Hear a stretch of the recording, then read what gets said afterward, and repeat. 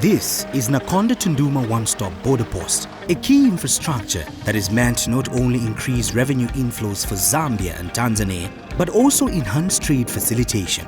This one-stop border post has got massive potential to yield decent revenues for both Zambia and Tanzania, but hurdles such as congestion occasioned by border procedures are deterring maximization of revenue inflows. Clearing agents also explain how the delays are affecting them. Here, Nakonde is the entry point for all the goods. And then we find the situation whereby the trucks, more especially the trucks which have been cleared here in Nakonde, they have been intercepted by other ZRI officers on their way. We don't know the logic what happens here. Because as far as we concerned, we only have one ZRA, one organization. ZRA Commissioner General Kingsley Chanda acknowledges the challenge. For every truck that overstays at the border, the transporters charge businesses $500 per day as demurrage. For me, that is a cost to the business, and it's the cost to a very unnecessary cost to the economy for both Tanzania and Zambia. That must be stopped. Not only that, there are also other social risks. When drivers spend days, weeks, months at the border, these are family people, they are supposed to see their children and so on. That is also a social cost that you may not quantify in terms of money, but it translates into the suffering of our thousands of drivers crossing these borders in the region. But in terms of the actual revenues that we are losing as a result of this inefficiency, I may not give you that, but in terms of with figures, with absolute certainty, sure. But the reality is that when the traffic is not moving, it means less cargo is being cleared or being picked from the border, less revenue for transporters, and therefore in terms of domestic taxes, the transporters pay less tax.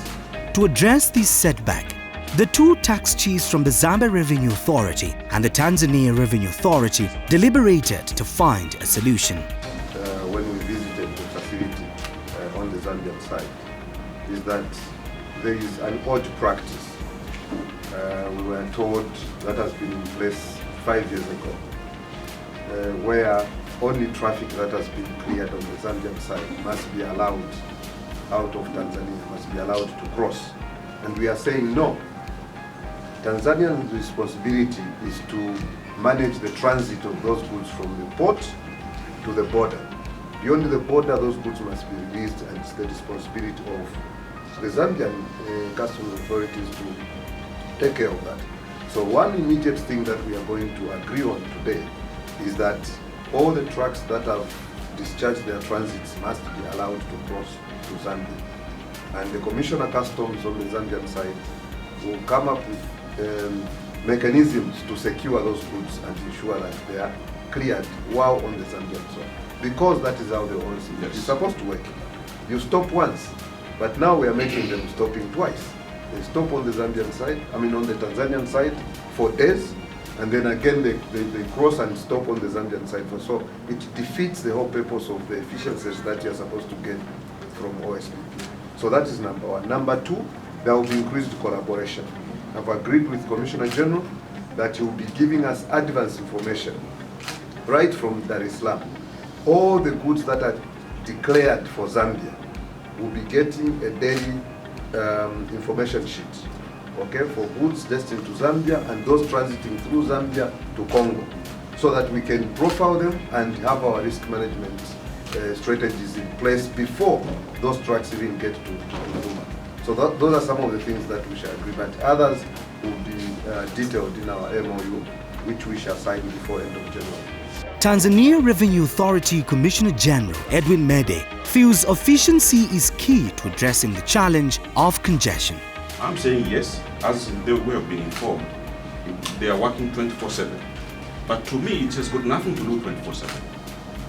It has got something to do with efficiency. You might be more efficient serving 8 hours as opposed to working 24 hours. So we are here to confirm whether 24 hours, which we have been informed, it has got any direct correlation with the efficiency that we are in here today. The clearing agents have welcomed the resolutions by the revenue authorities. If those are the measures that ZRA have actually taken to try and help where congestion is concerned at the border, it's a good thing, because even us as clearing companies, we will not really have a lot of work to try and follow ZRA to check if our trucks have been assessed, whatnot.